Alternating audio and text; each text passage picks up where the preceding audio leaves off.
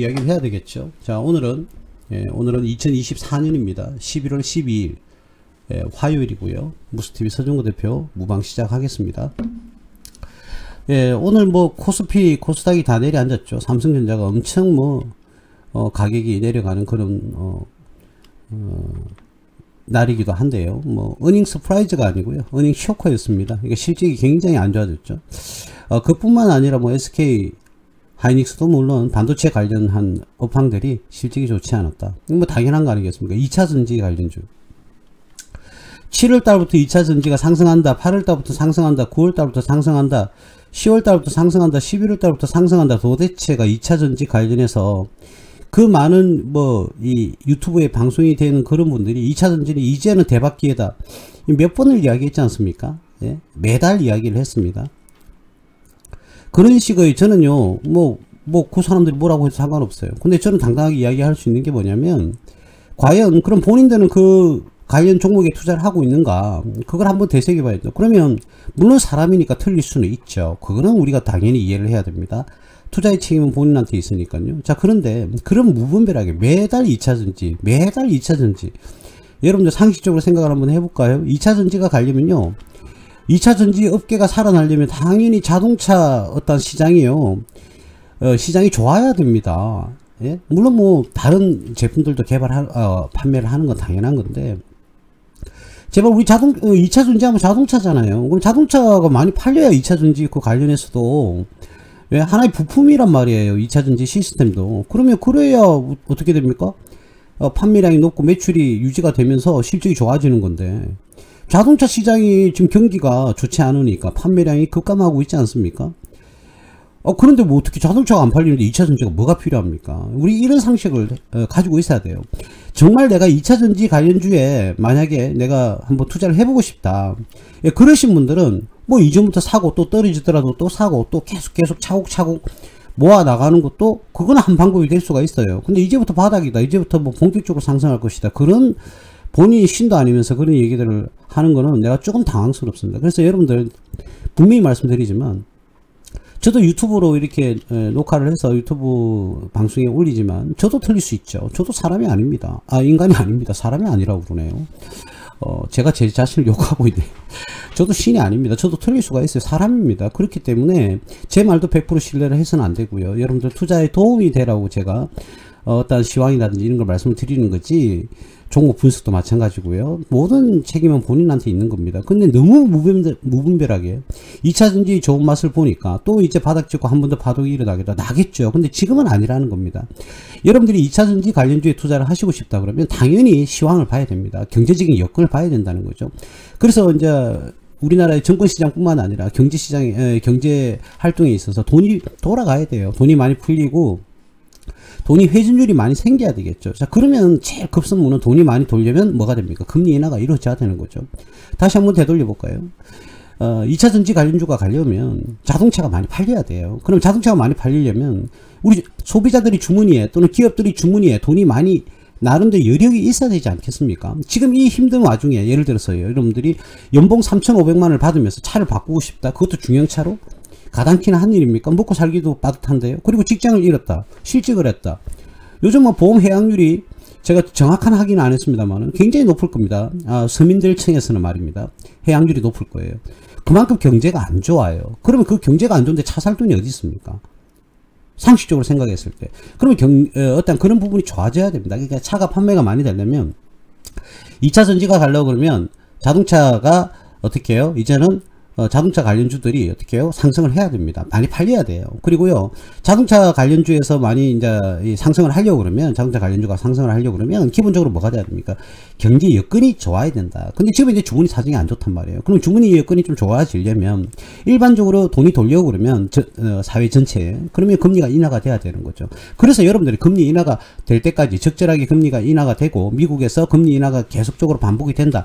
이럴 경우에는 경제가 활성화가 됩니다. 그때는 2차전지가 바닥권이 되겠죠. 근데 벌써부터 지금 경제가 좋아졌습니까, 여러분? 여러분 손쉽게 어떻게 경제활동하고 계세요? 물가는 자꾸 오르고 있지. 오늘 짜장면가 서울 기준으로 짜장면 가격과 칼국수 가격이 오늘부로 또 올랐대요. 예? 그러면 그런 이제 소비자 물가가 굉장히 상승을 하고 있는데요. 물론 뭐 생산 물가라고도 말할 수 있겠죠. 갈국수 집이나 중국집에서는 뭐 생산 원가가 상승해서 그럴 수도 있다고도 하겠지만, 일반 기본적으로 소비자 가격이 그렇게 올라가면 우리가 소비가 줄어들 수밖에 없는 겁니다. 그죠? 그 짜장면 사먹는 가격에도 민감한데 어떻게 자동차 가격에 우리가 민감하지 않을 수가 있겠습니까? 그러니까 제가 분명히 말씀드리는데 2차 전지가 바닥을 잡으려면 유튜브라든지 또는 많은 주식 방송을 보고 판단하지 마시고요. 나라 경제가 좋아지는지 안 좋아지는지를 여러분들이 지켜봐야 됩니다. 자, 그러려면 우리는 전문가가 아니거든요. 경제 전문가가 아니니까 우리는 어떤 부분을 보면서 이제 경제가 활성화가 되겠구나, 이제 돈이 좀 돌겠구나라고 판단을 하려면은 바로 금리가 인하가 이루어져야 된다. 그럼 그 금리 인하가 이루어지려고 그러면 미국 금리를 우리는 보고 어떻게 해요? 왜냐하면 우리는 환율이라는 문제가 있죠. 우리나라뿐만 아니라 전 세계가. 환율을 잡으려면요, 미국 금리 인하와 인상이 굉장히 민감할 수밖에 없는 나라입니다. 우리나라는. 왜냐면 우리나라는 수출 주도형 국가지 않습니까? 뭐 정권이 바뀔 때문에 수출 주도형이니 뭐 아니니 이런 말 할 필요 없어요. 우리나라는 자원이 없어요. 우리는 수출로서 먹고 사는 나라입니다. 대외 무역 의존도가 무려 80%가 넘습니다. 물론 뭐 때에 따라 다르죠. 작게는 70%대, 많게는 뭐 8, 90%대까지도 상승하는. 우리는 무역으로 먹고 사는 나라예요. 그러면 우리는 환율이 굉장히 민감할 수밖에 없다. 그래서 미국의 기축통화인 미국 달러를 갖다가 연동을 하니까, 그러니까 미국의 달러의 가치가 달라지려면 미국의 금리가 결국은 영향을 주겠죠. 그러니까 미국 금리가 인하가 되면 우리나라도 금리 인하 방향으로 가닥을 잡아 나가는 겁니다. 왜냐하면 환율의 충돌을 굉장히 충격을 줄 수가 있기 때문에. 예? 그러니까 환율에 대한 충격을 우리는 완화시키기 위해서 금리 충돌을 우리는 방어를 해야 된다, 이렇게 표현을 하기도 하는데요. 어쨌든 그런 건 각설하고. 그러면 미국 금리는 그럼 누가 결정합니까? 물론 많은 경제적 요인에서 FOMC에서 그런 것을 반영해서 미국 금리냐 인상이냐 인하냐 이렇게 판단을 하잖아요. 그럼 최소한 여러분들이 투자자라고 그러면 이제는 완전히 기초 투자자가 아니라 여러분들이 최소한 내가 이제 투자를 좀 했다 그러면 FOMC의 발표는 반드시 눈여겨봐야 되는 거죠. 금리 인상인지 인하인지 아니면 유지인지 그걸 지켜보면 되는 겁니다. 그렇게 해서 미국의 금리가 인하가 되어서 만약에 달러가 많이 풀린다 그러면 어떻게 됩니까? 상대적으로 원화 가치가 올라가겠죠? 그쵸? 자, 그러면 어떻게 되죠? 미국은 달러를 풀어서 달러 가치는 떨어진다. 근데 원화 가치는 올라갑니다. 예를 들어서. 그러면 어떻게 되겠어요? 당연하죠. 환율이 어떻게 되겠습니까? 원화 가치가 올라가니까, 예, 당연히 환율은 떨어질 수밖에 없는 겁니다. 그죠? 그래서 환율이 또 급격하게, 원화 가치가 올라가니까 환율이 떨어지죠. 급격하게 그렇게 또 떨어지는 것도 방어를 해야 되니까, 우리나라도, 커플링이라고 그러죠. 미국의 금리 인상 인하에 따라가는, 그죠? 우리도 동조 현상을 일으키는, 커플링을 하게 됩니다. 즉, 커플링. 함께 한다는 거죠. 미국이 금리를 인하를 하면 우리나라도 금리 인하를 하는 쪽에 무게감을 둔다. 무조건 하는 건 아니고요. 어쨌든 그렇습니다. 그렇기 때문에 2차 전지 관련주는요, FOMC에서 미국에서 금리 인하가 일단 본격적으로 이루어진다 그러면 그때가 바닥권일 거다. 원인과 결과는 그렇습니다. 이게 이 많은 것을 거쳐가는 거죠. 그런 식으로 분석을 해야 되는 거지. 이제는 바닥을 잡았다. 주가 차트만 보면 추세가 이제는 바닥권을 잡은 게 안정권이 확보가 되었다. 그럼 무조건 상승합니까? 더 떨어질 수도 있는 거 아닙니까? 그죠? 여러분들이 화면에서도 지금 보고 계시지 않습니까? 그럼 예를 들어 삼성전자 지금, 코스피네요. 예, 코스피. 그러면 바로 볼까요? 예, 한번, 예. 보면 에코프로입니까? 에코프로 2차 전지주. 자, 2차 전지주. 이렇게 쭉, 자, 이렇게 보니까 완만한 것 같지만 이렇게 급격하게 떨어졌죠? 그러면은, 이때 이제 박스권을 돌리면은, 이때부터가 이제 바닥이라고 이야기를 했지 않습니까? 예? 이제는 바닥이다 이야기 한 사람 있어요. 또 여기도 이제는 바닥이다라고 한 사람이 있어요. 또 기술적 반등을 하니까. 근데 더 떨어졌잖아요, 지금. 그때 당시 가격이 12만원대인데, 지금은 75,000원대예요. 예? 무려 40% 이상 떨어졌죠, 이 구간에서. 그러니까, 이는 기본적인 차트만 보고, 물론 이것도 중요합니다. 중요하죠. 안 중요할 수가 없어요. 근데, 문제는 뭐냐면, 전체적인 시각으로 확대 해석을 해야 되는 거지. 그래도 전문가라고 그러면 그런 부분을 이해를 해야 되지 않습니까? 지금 고점 대비요 75% 떨어졌어요, 여러분. 31만원대에서 77,000원까지 떨어졌어요. 여기 나오지 않습니까? 지금 74.92 여기 나와 있네요. 그죠? 자, 고점 307,800원 대비해서 작년 7월 26일 대비해서 근 1년 조금 지났는데 75%가 떨어졌어요, 여러분. 근데도 무슨 자꾸 바닥을 잡았다고 여기서 더 떨어질 수도 있는 거죠, 이 구간에서. 예? 바닥을 잡았다고 자꾸 동요해가지고 개인 투자자들이 자꾸 놓고, 물론 여러분들은 속지는 않겠죠. 자, 그런데 여러분들 좀 크게, 이제는 여러분들이 투자를 좀 한 기간이 있지 않습니까? 그러면 제가 늘 말씀드렸어요. 그러면 미국 금리 인상 인하가 제일 중요하다. 원인과 결과, 그죠? 인과관계에서 그 결과는 결국 미국의 달러가 많이 풀려야 된다. 그러려면 어떻게 됩니까? 미국의 금리를 낮춰야 된다. 그럼 그 누가 발표하고 의사결정을 합니까? FOMC에서 하잖아요. 그럼 거기에 대한 기사는 매번 봐줘야죠. 여러분. 뭐 1년에 8번 발표하나요? 하여튼 뭐 정확하게 잘 모르겠는데. 저는 뭐 이렇게 시그널이 오니까, 신호가 오니까 하긴 합니다만, 여러분들 그것만큼은 제발 확인을 하고 하세요. 그리고 그런 걸 믿고 투자를 하시지 마세요. 투자는 본인 책임이라니까요. 예? 예전에 13만원, 14만원 할 때요. 뭐 에코프로 바닥을 잡았다. 2차전지주 바닥 잡았다. 무조건 매수해야 된다. 그 강력하게 외쳤던 사람은 다시 방송해야 되겠죠. 미안하다. 내가 틀렸다라고. 그럼 그렇게 할 때도 이제는 반등일 수 있다. 이런 식으로 표현을 해야 되죠. 나는 이 개미 투자자를 혼란시키고요. 그리고 개미 투자자들의 피해를 극대화시키는 사람들은 방송에서 하면 안 된다고 생각을 합니다. 그죠? 그러니까 완전히 결정된 것처럼, 자기가 신인 것처럼 그래 이야기한 걸 믿고 투자하는 여러분들이 더 잘못이죠. 그러니까 제가 분명히 말씀드립니다. 우리가 전반적으로 오늘 전반적으로 다 내렸지 않습니까? 그죠? 삼성전자 내려꽂고 뭐 난리가 났습니다. 자, 이거는요 우리가 어떻게 할 수가 없는 거예요. 근데 오늘 같은 날에 주가가 떨어졌다고 해서 스트레스를 받는다든지 그래 되면 여러분들은 정말 아직 한참 멀은 겁니다. 예? 이럴 때일수록 왜 떨어졌을까? 자, 그래서 지금 같은 시황에서는요, 말이 좀 끊겨서 죄송합니다. 지금 같은 시황에서는 그냥 지켜보시고, 여러분들이 이거는 전체적으로 지금 삼성전자를 비롯해서 SK하이닉스를 비롯해서 많이 떨어졌어요. 그죠? 자, 그래서 거기에 대해서 우리가 모든 장이 오늘은 안 좋았어요. 물론 부분적으로 뭐, 오늘 할 거, 그죠? 우크라이나 재건주 같은 경우는 상승을 많이 하기도 했습니다. 상한가를 가기도 하고 막 그랬는데, 그 테마가 본 거죠. 그죠? 자, 그걸 이야기를 하고자 하지만, 오늘 같은 시황에서 떨어진다고 지금 스트레스를 받아서는 안 된다는 겁니다. 왜 떨어졌지? 반도체라든지 2차전지에서 굉장히 안 좋아서 그런 시황이 안 좋다 보니까 전체적으로 다 어떻게 해요? 하락을 했다. 자, 이런 식으로 여러분들이 판단을 이제 해야 되는 거죠. 아, 그렇다면 내 종목이 아무리 좋아도 시황 전체가 안 좋으면 이렇게 떨어질 수 있구나. 이런 걸 공부를 하고 학습해 나가는 그런 시간이 돼야 되는 거죠. 이런 조정 받을 때가 공부하고 학습하기에 가장 좋습니다, 여러분들. 상승하는 것은 여러분들 이유도 몰라요. 올라가면 좋다, 좋다 이러죠. 왜 올라가는지를 파악을 해야 되는데, 올라가면 좋다, 좋다, 좋다. 뭐 올라가서 뭐 쉬는 건 없죠. 좋은데, 왜 올라가는지, 떨어지면 왜 떨어지는지, 이 정도는 여러분들이 관찰하고 분석을 해야 된다는 거죠. 뭐, 그때는 뭐 뉴스에서, 확인을 해도 되는 거죠. 그죠? 자, 그래서 분명히 말씀드립니다. 오늘은 여러분들이 기업이 문제가 있어서 떨어진 게 아니라고요. 예? 2차전지와 반도체를 필두로 해서 어닝 쇼크가 왔다라는 어떤 보도가 많이 되었죠. 그래서 주가가 삼성전자부터 떨어지고 SK하이닉스 막 떨어지기 시작하니까 어떻게 전체적으로 흐름이 어떻게 됩니까? 코스피가 내려꼽기 시작을 했던 겁니다. 예, 그래서 지금은 이거는 여러분들이 어떻게 할 수가 없다. 예, 이런 말씀을 드리겠습니다. 오늘 많이 떨어졌죠. 1.94%가 코스피가 49.09포인트 1.94%가 떨어졌고요.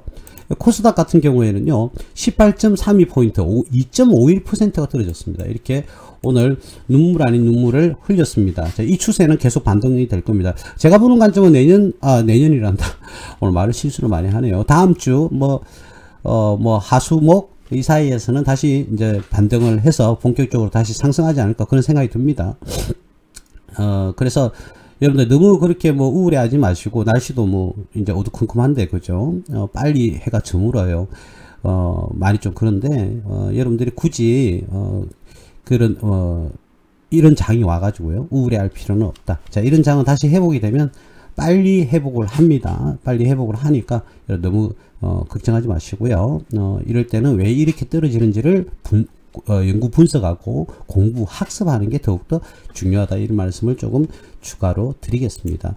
자, 오늘 그 삼성전자를 한번 보면요, 삼성전자를 한번 보면 이렇게 많이 떨어졌죠. 자, 그런데 이 삼성전자가 이렇게 많이 떨어졌어요.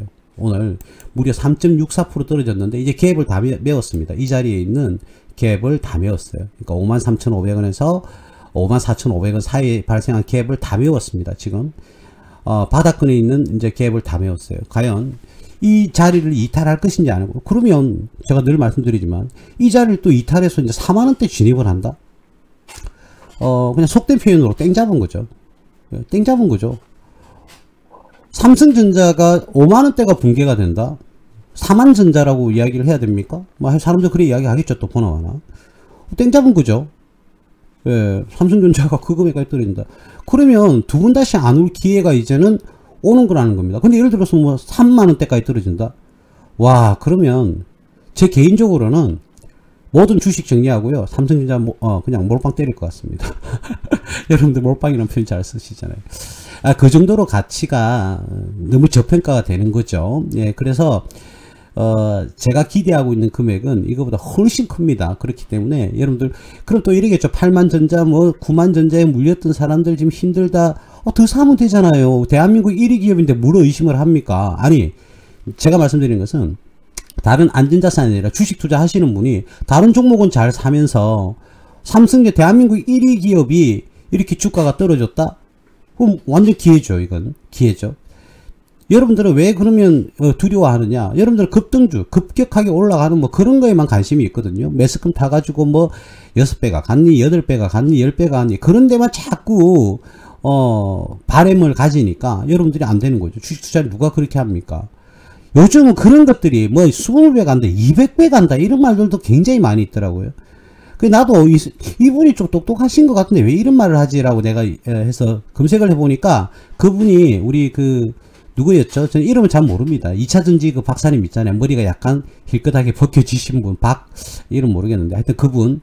근데 알고 봤더니 그분이 말씀하신 게 아니고 그분 사진을 도용한 거더라고요. 그래서 지금 고소고발이 이루어지고 있더라고요. 그리고 연예인들도 마찬가지고요. 연예인들이 일부 프로그램에 나와서 했던 이야기를 자기 뭐 관련해서 이야기를 한다. 근데 실제로는 그분이 출연을 했던 것도 아니었죠. 그냥 광고 카피인 겁니다. 그래서 그분들이 고소고발을 다 하고 있는 걸로 그렇게 또 이야기를 하시더라고요. 그래서 여러분들 제발 좀 그런데 속지 마시고 여러분들이 잘 학습을 하셔서 의사결정을 하셔서 급등 급나가는 그런 종목에 여러분들이 자꾸 신경을 몰입하기보다는 이런 좋은 기회가 왔을 때 잘 잡는 게 여러분들이 훨씬 더 투자를 잘하고요. 네. 워렌 버핏 할아버지가 이 상황을 보시면 어떻게 생각하시겠어요? 굉장히 어리석다 하지 않겠습니까? 얼마나 지금 좋은 기회가 왔는데, 그죠? 제발 좀 정상적인 그런 투자가 이루어졌으면 좋겠습니다, 여러분. 예, 경각심을 일으키시고, 제가 분명히 말씀드렸습니다. 이제는 어떤 종목에서, 특정 종목에서 수익이 나면, 그 수익 난 금액의 일부를, 그죠? 빼가지고요. 반드시 삼성전자 주식 한 주라도 더 사라고 제가 분명히 말씀드렸습니다. 이 한 달, 두 달 전부터 계속 말씀드렸습니다. 떨어지면 떨어질수록 예전에는 9만원 할 때는요, 예를 들어서 9만원으로 한 주 정도로 샀다면 지금은 한 주를 넘게 살 수 있습니다, 여러분. 이런 기회가 어디 있겠습니까? 그래서, 물론 뭐 3만원대까지 떨어질지 안 떨어질지 제가 어떻게 알겠어요? 제가 무슨 뭐 신도 아니고. 그래 되면 더 고맙죠. 이제 3만원까지 떨어지면 한 주 살, 3주를 살 수 있지 않습니까? 9만원 할 때 기준으로 한다면. 그럼 이런 기회가 어디 있겠어요, 여러분. 그러니까 제발 그 부분을 잊지 마시고 여러분들 하나하나씩 조금씩 모아가는 그런 투자를 하셨으면 좋겠다. 이 부분 분명히 말씀드리고, 같이 투자하시는 분이 계시더라고요. 유튜브 보니까 그분은 떨어진 건 떨어졌다고 사실대로 다 이렇게 공개를 해놓고 방송을 하세요. 그리고 날짜까지 언제 산 거는 마이너스 32%, 언제 산 거는 마이너스 17%, 언제 산 거는 플러스 2%뭐 이런 걸 예전에 방송했던 그 자료 그대로 올려가지고 이야기를 하시더라고요. 그런 분은 그래도 신뢰성은 있죠. 그죠? 물론 틀릴 수는 있지만 신뢰성은 있는 겁니다. 그래서 그분은, 이분은 좀 올바른 판단을 하고 있다. 그리고, 신뢰성을 좀 가질 수 있는 분이구나. 뭐, 실력은 모르겠고요. 제가 뭐, 어떻게 다른 사람을 평가할 수 있을 만큼의 수준을 가진 사람은 아니기 때문에, 다른 분은 이렇게 저렇게 평가를 할 수는 없습니다. 근데 어쨌든 신뢰성은 가질 수 있겠더라라는 생각을 하는 그런, 유튜버, 하시는 분들이 계시더라고요. 그런 분들은 나름 괜찮아요. 근데, 솔직하게 마이너스 난 걸 그대로 옛날 그 방송했던 걸 이야기를 하시니까, 그죠? 자, 그런데 분명히 말씀드립니다. 그분도 신은 아닙니다. 절대로 100% 맞출 수는 없어요. 근데 그 전제가 있죠. 꾸준하게 1년간 투자하자, 2년간 투자하자, 3년간 투자하자. 그런 목표를 만들어 놓고 매번 정액 투자의 법칙으로 똑같은 금액으로요. 또는 조금 뭐 차이는 있을 수 있겠습니다만 계속적으로 이제 적립식으로 투자를 하시는 거, 그런 거는 상당히 괜찮다. 그때 이 삼성전자 라든지 뭐 이런 종목을 빼서는 안 된다, 이런 말씀을 한 번 더 드리겠습니다. 그러니까 수익 난 거는 약속을 하시죠, 여러분들. 저하고 수익이 나누면요, 그 수익 금액 일부는 무조건 삼성전자 한 주라도 구입하는 그런 방법을 반드시 고수를 하시라는 말씀 분명히 제가 더 강조드립니다. 대표님, 저 7만원을 샀는데요, 지금 52,000원인데요 머리 아파 죽겠습니다. 뭐가 머리 아픕니까? 더 싸게 좋은 주식을 더 싸게 구입할 수 있는 기회가 온 거죠. 제발 좀 마인드를 조금 바꾸세요, 여러분. 제발 제가 부탁을 드립니다. 그런 부분에서는 너무 제가 많이 답답함을 지울 수가 없다. 이 말씀을 조금 드리겠습니다. 그리고요, 여러분들 백날 직장 생활을 해보세요. 경제적 자유를 얻을 수 있는지. 제가 장담합니다. 절대로 근로활동을 해서 부자가 될 수는 없습니다. 하루하루 먹고 살기도 힘들다. 그러면 여러분들 이때까지 살아온 걸 뒤돌아보세요. 여러분들 그만큼 노력을 했는지, 여러분들 그만큼 책을 읽었는지, 여러분들 그만큼 공부를 하셨는지. 먹고 살기 바빠가 못했다. 다른 사람 똑같습니다. 다 먹고 살기 힘들어요. 그런데도 해내지 않습니까? 그런 핑계를 자꾸 갖다 대면요, 이 핑계가 습관이 되고요, 이 습관이 되면요, 어떤 새로운 지식을 받아들이는데 면역이 생겨버려요. 못 받아요. 그러면 발전은 없는 거죠. 그럼 지금처럼 사셔야죠. 지금처럼 사시면 되지 않습니까? 그런데 지금처럼 살기는 또 싫어요. 그럼 노력하세요. 그러면 노력하시고 마인드도 바꾸시고 여러분들이 성장을 할 수 있도록 여러분들이 꾸준하게 학습을 하셔야 됩니다. 트럼프가 당선이 됐습니다. 그죠? 이 해리스하고 뭐 대부분 해리스가 당선 확률이 높다고 세계적으로는 다 평가를 했습니다만 결국은 트럼프가 어마어마한 차이로 당선이 됐습니다. 다 틀렸죠. 거의다가. 특히 우리나라 언론에서는 뉴스에 나온 자료에 의하면 우리나라 언론들은 대부분 다 뭐라고 그랬습니까? 해리스가 당선될 거라고 이야기했지 않습니까? 트럼프가 당선이 됐어요. 그것도 어마어마한 차이로. 이거 우리나라 언론들도 문제가 심각한 거죠. 저는 경종을 울리고 싶습니다. 제발 좀 정상적이고 정확하고 틀릴 수는 있겠습니다만 제발 좀 중립의 입장에서 기사를 좀 썼으면 좋겠다. 이런 생각도 좀 없지 않아 듭니다. 누가 맞고 누가 틀린지는 저는 잘 모르겠습니다. 예, 뭐 아주 올바른 언론도 있을 것이고 한쪽에 그저 정치적으로 이념이 그죠? 한쪽으로 치우쳐져 가지고 그쪽만 강조를 하고요. 그죠? 참 언론이 그래서는 안 되는데 말이죠. 어쨌든 그렇습니다. 자, 오늘 어쨌든 트럼프가 당선이 됐어요. 트럼프가 당선이 돼서 자기가 항상 제시했던 이야기들 중에 하나가 뭡니까? 전쟁을 멈추게 하겠다. 러시아와 우크라이나를 필두로 해서 전쟁이 안 일어나게 멈추게 하겠다. 이제 끝나게 하겠다. 이런 말들을 많이 했었지 않습니까? 자, 그러면 그 기대감인 거죠. 그러면 전쟁이 멈추면 어떻게 됩니까? 러시아도 그렇고 우크라이나도 그렇고 재건을 해야 되죠. 국가를 다시 쓰러진 건물도 올려야 되고요. 그리고 어떤 각종의 뭐 사회 SOC 그런 어떤 장치들도 다시 어떻게 시스템을 복구를 해야 됩니다. 그죠? 그렇다 보니까 오늘 우크라이나 관련 재건주들은 일제히 다 상승을 했습니다. 상승을 했어요. 그러니까 이게 뭐예요? 트럼프가 당선이 됐다? 그러면 그런 쪽으로 여러분들이 가닥을 잡아가야 된다는 거죠. 트럼프가 늘 강조해왔지 않습니까? 전쟁 멈추게 하겠다고. 자, 그러면 우리 장기적으로 한번 봤을 때 예를 들었어요. 제가 좀 확인을 좀 이따 한번 해볼게요. 어떻게 전쟁이 멈추면 어떻게 됩니까? 이제 원활하게 러시아 옛날 천연가스 그죠? 가격, 석유 가격이 얼마만큼 많이 올랐습니까? 그죠? 굉장히 많이 올랐는데 이제 전쟁이 멈추면 아무래도 이제 정상적인 생산이 되겠죠. 그죠? 그러면 이제 공급이 많아지다 보면 가격도 이제는 내려갈 겁니다. 그렇다면 그 정책을 보고 그 정책을 가지고 판단을 한다면 다른 요인도 있겠지만 정책을 가지고 판단한다 그러면 이제는 석유 관련 종목에는 투자를 해서는 안 되겠죠. 공급이 많아지니까. 공급이 많아지면 단가가 어떻게 가격이 떨어지니까요. 그럼 석유 가격이 떨어지면 어떻게 됩니까? 그 관련 ETF도 이제는 메리트를 잃어버리는 거겠죠. 근데 지금에 와서 또 석유로 투자를 하겠다? 물론 다른 요인을 통해서 상승을 할 수는 있습니다만 전체적으로 봤을 때는 상승보다는 하락할 가능성이 높은 거죠. 전쟁이 끝난다고 하면. 그래서 트럼프 관련해서 판단을 내린다 그러면 어떻게 해요? 석유와 그런 관련 제품은 이제는 떨어진다 이 말이에요. 공급이 많아지니까. 그런데요, 또 중요한 거는요, 또 이래요. 그러니까 제가 국한했잖아요. 전쟁에 관해서만 그렇다고요. 트럼프가 강조했던 전쟁. 근데 반대로 말하면 트럼프는요, 석유와 석탄 사용을 갖다가 어떻게 해요? 지지했습니다. 지지했다니까요. 그럼 어떻게 석탄과 석유와 사용량이 많아질 거다. 이렇게 또 생각하면 오히려 석유 가격이 어떻게 됩니까? 올라야 되는 거죠. 그럼 어느 쪽의 무게가 더 크냐. 이렇게 이제 저울질을 하게 되는 겁니다. 그렇다 그러면 트럼프 일기 임기 시절에 석유 가격과 석탄 가격의 추세는 어떻게 됐는지를 여러분들이 또 확인을 해 주셔야 되는 거죠. 그죠? 2020년, 2019년으로 되돌아가 봐야 되는 거죠. 그래서, 그러니까 이런 시황이 어떻게 돌아가는지를 여러분들을 잘 염두에 둔다. 그래서 어떤 게 강한가? 전쟁이 끝나는 게 강하냐? 아니면은 석탄, 석유 생산량이 많아져서, 많이 보급이 되니까 사용량이 많아지느냐? 어느 쪽에 무게를 둬야 되느냐? 이 판단을 내리셔야 되는 거죠. 그죠?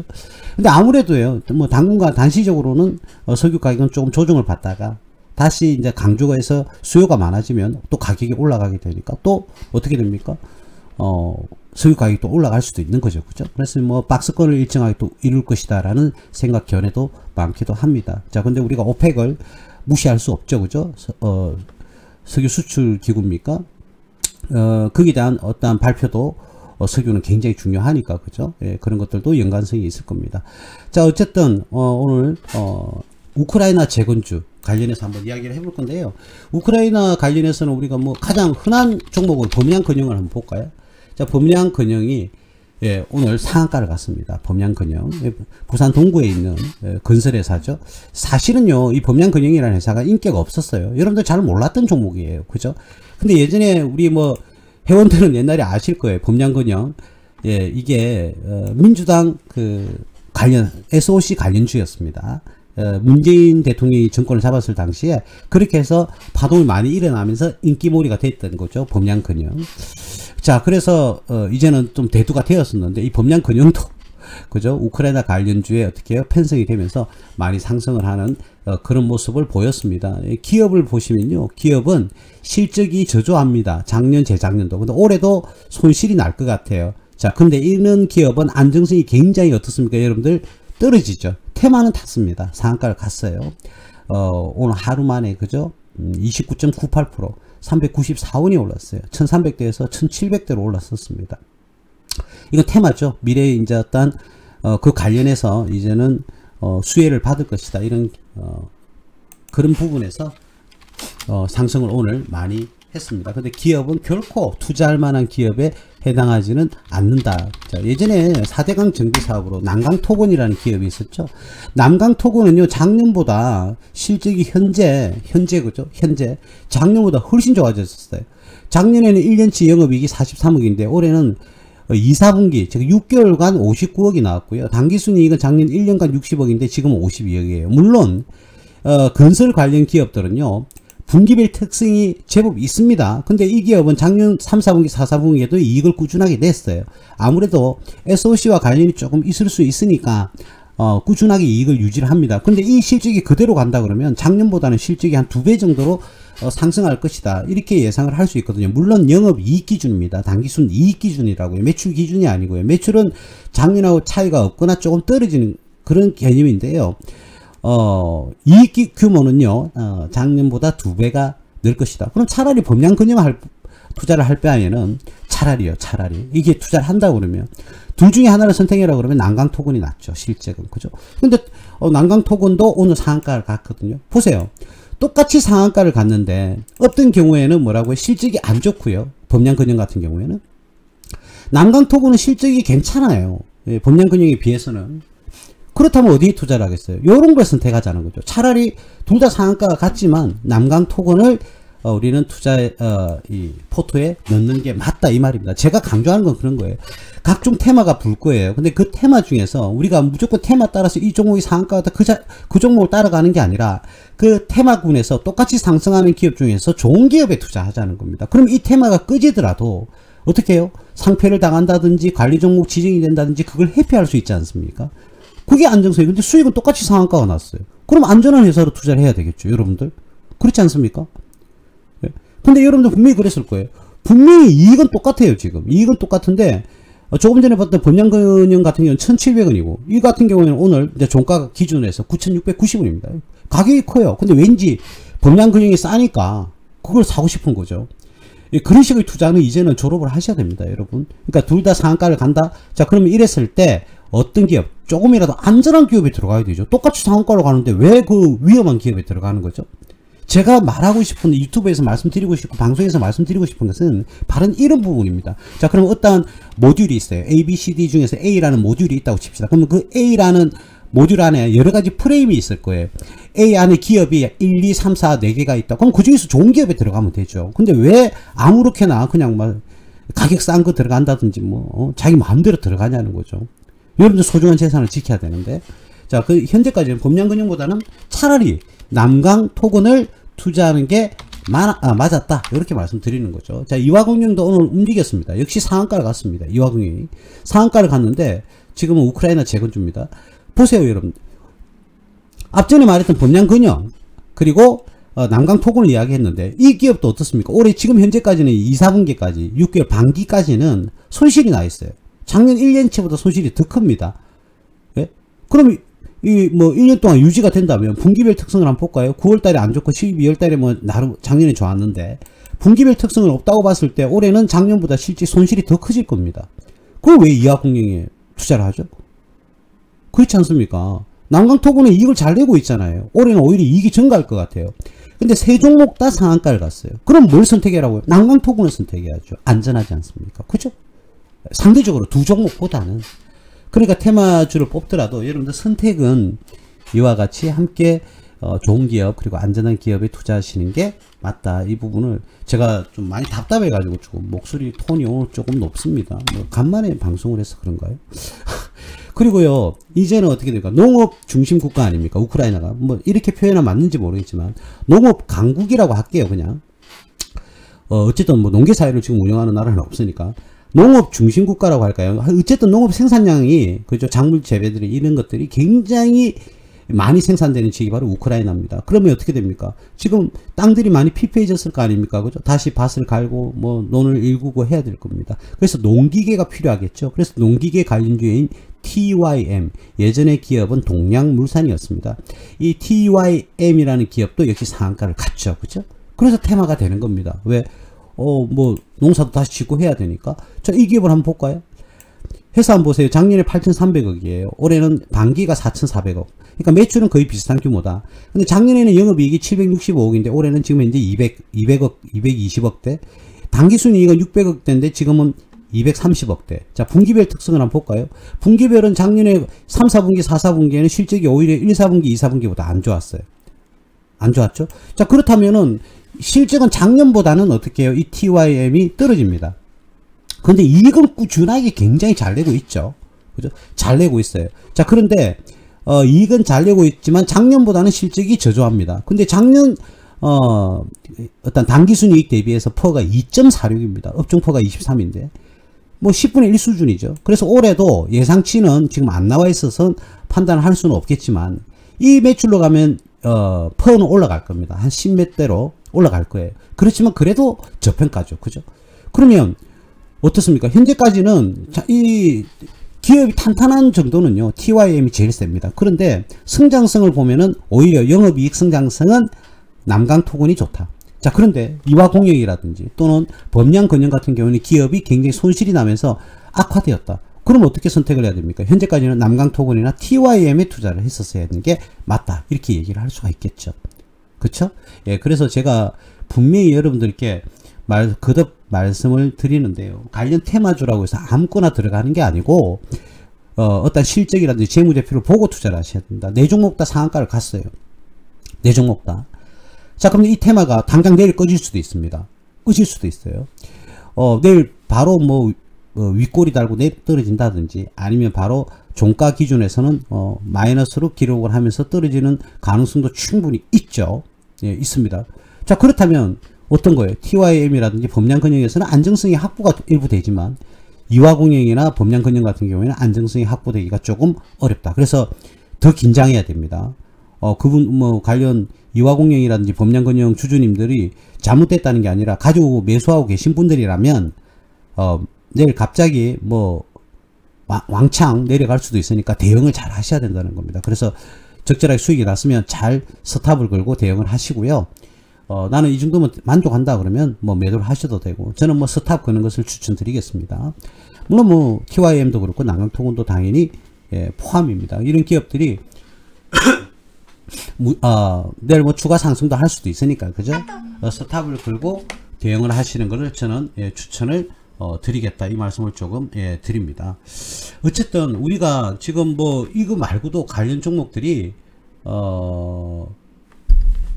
많습니다. 관련 종목들이 되게 많아요. 많은데 뭐 대표적으로 이 정도 종목을 여러분들에게 말씀을 드리면 되지 않겠나, 이렇게 생각이 들어서 또 이럽니다. 아니, 왜 다른 기업도 많은데 말을 안 해주느냐. 항상 그렇잖아요. 여러분들 낚시 좋아하시는 분, 저는 낚시를 잘 모릅니다. 거의 잘 모르는데 한번 생각을 한번 해볼까요? 낚시를 하러 가요. 그러면 뭐 있죠? 돔이라고 합니까? 참돔이라고 하죠. 이 참돔을 이게 뭐 맛이 있어서 그런지 하여튼 가격대가 좀 비싼 걸로 알고 있습니다. 뭐라고 해야 되지?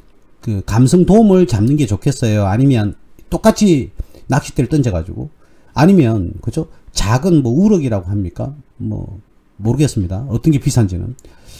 낚는 게 좋겠어요. 둘 중에 뭐 감성돔이 훨씬 비싸다고 그러면 감성돔을 잡는 게 둘 다 똑같이 지렁이를 끼워가지고 똑같이 낚싯대를 던졌는데, 한 사람은 감성돔이 걸리고 한 사람은 우럭이 걸렸다. 뭐가 좋겠어요? 감성돔이 좋겠죠. 근데 낚시를 낚은 건 똑같아요. 두 사람 다. 낚은 건 똑같은데 누가 더 가치가 있느냐는 거죠. 당연히 뭐 감성돔을 낚으신 분들이 더 어떤 가치를 증가를 시켰겠죠. 그죠? 주식도 똑같습니다. 똑같은 형태의 낚시라는 그런 똑같은 업종이 있단 말입니다. 예? 그럼 그 중에서 내가 손실 또는 수익의 상승률이라든지 또는 손실이 났을 때 방어율이라든지 이런 걸 높이려면 감성돔을 낚을 수 있는, 그죠? 그런 낚싯대를 잡아야 될 거예요. 그런데 네 개의 낚싯대가 있는데 왜 여러분들은 그 낚싯대 중에서 우럭을 낚을 그런 낚싯대를 선정을 하겠습니까? 그죠? 제가 알고 있기로는 감성돔을 잡는 낚시 바늘하고 다른 기타 뭐 잡으라고 합니까? 이런 잡는 물고기에 뭐 이 설치를 하는 낚시 바늘이 다른 걸로 알고 있습니다. 뭐 정확하게 모르겠어요. 더 큰 뭐 부실입니까? 더 큰 고기는 더 튼튼한 뭐 낚싯줄이 또는 낚시 바늘이 이렇게 메어져 있어야 되지 않을까요? 그죠? 그러니까 그때그때마다 사용하는 낚싯대가 다를 건데, 내가 뭐 예를 들어서 감성돔이 굉장히 고급 어종이라고 그러면 거기에 맞는 낚싯대를 선정해야 된다. 마찬가지죠. 그런 공격 상승률과 하락에 대한 방어율을 높이려고 그러면, 그죠? 어떻게 웬만하면 여러 가지가 있다 그러면 가장 좋은 걸 선택을 하는 게 맞겠죠.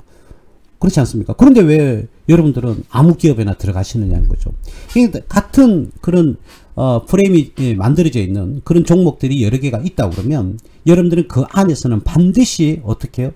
안정적이고 좋은 그런 낚시 바늘, 좋은 기업을 선택을 하셔야 된다는 걸 제가 말씀을 드리고자 하는 겁니다. 얘가 적절했는지 모르겠습니다. 제가 낚시 전문가가 아니라서 잘은 모르겠는데, 뭐 간단하게 여러분들 뭐 공기 좋은 해안가, 그죠? 올레길이라고 합니까? 그리고 아니면 산에 똑같은 길을 걸어간다, 집으로 간다, 그죠? 그럼 공기 좋은 곳으로 가는 게 낫지, 매연이 굉장히 내품고 있는 그런 길, 도시길을 걸어가는 것보다는 조금 언덕이 있고 공기가 좋은 곳으로 가서 여러분들이 어떻게 해요? 그거 하는 게 훨씬 더 낫지 않습니까? 그쵸? 생활하기가. 건강도 지키고, 그죠?